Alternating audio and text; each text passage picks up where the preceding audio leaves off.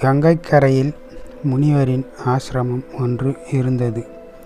ஒரு நாள் ஆற்றில் நீராடிவிட்டு திரும்பிய முனிவரின் பாதத்தில் எலி ஒன்று விழுந்தது.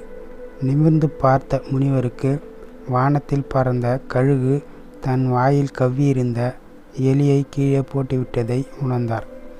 அதன் மீது இரக்கம் கொண்ட முனிவர் தன் தவ சக்தியால் அதற்கு உயிர் கொடுத்ததுடன் ஒரு பெண் குழந்தையாக்கி மனைவி மைத்ரேயிடம் ஒப்படைத்தார். குழந்தை குமரியானால். மாப்பிள்ளை தேடும் படலம் ஆரம்பித்தது. சூரிய தேவனை வரவழைத்த முனிவர் மகளிடம் இவனை மணக்க சம்மதம்தானே என கேட்டார்.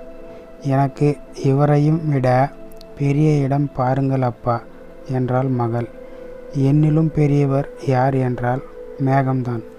கரிய மேகம் மறைக்கும் போது என்னால் பிரகாசிக்க முடிவதில்லை என்று சொன்ன சூரியன் அங்கிருந்து மறைந்தார். உடனே மேகதேவனுக்கு ஆள் அனுப்பினார் முனிவர். கருப்பாக இருக்கும் இவரை மணக்க எனக்கு விருப்பமில்லை, இவரை விட உயர்ந்தவனை பாருங்கள் என்றாள் மகள். மேகதேவன் அவர்களிடம் என்னை விட பெரியவர் வாயுதேவன்தான், அவரது வேகத்துக்கு என்னால் ஈடு கொடுக்க முடியாது என்று சொல்ல வாயுதேவன் வரவைத்தார் முனிவர். மகளிடம் இவனை மணக்க சம்மதமா என கேட்டார். ஓரிடத்தில் நில்லாமல் சஞ்சல புத்தியுடன் ஓடும் இவரை எப்படியப்பா மணப்பது என்று மறுத்தாள். வாயுதேவா, உன்னைவிட பெரியவர் யார் இருக்கிறார் என்றார் முனிவர். என்னிலும் பெரியவர் கிரிதேவர்தான். நான் எப்படி பலமாக வீசினாலும் கிரி சிறிதும் அசைவதில்லை, அவரிடம் பேசி பாருங்கள் என்று சொல்லி வாயுதேவன் விடைபெற்றார்.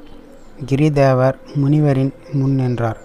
அசையாது ஒரே இடத்தில் ஜடம் போல் நிற்கும் இவரை மணந்தால் என் வாழ்க்கை என்ன ஆவது என்று மகள் சலித்து கொண்டாள்.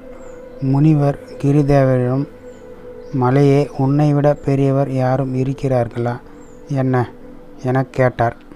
பெண்ணின் மனதை புரிந்து கொண்ட கிரிதேவர் சிரித்தபடி, எலியார்தான் இவளுக்கு ஏற்றவர். கூறிய பற்களால் அவர் என்னை குடைவது தாங்கள் அறியாததா? பெரியவரான அவரே இவருக்கு பொருத்தமானவர் என்று சொல்லி புறப்பட்டார். கிரிதேவர் சென்றதும் எலியாரை வரவழைத்தார். அவரை கண்டதும் மகள் நாணத்தால் தலை குனிந்தாள். மாறாதையா, மாறாது, மனமும் குணமும் மாறாது என்ற உண்மையை உணர்ந்த முனிவர் மகளை மீண்டும் அழகிய எலியாக மாற்றினார். மாப்பிள்ளை எலியின் கையில் அவளை ஒப்படைத்தார்.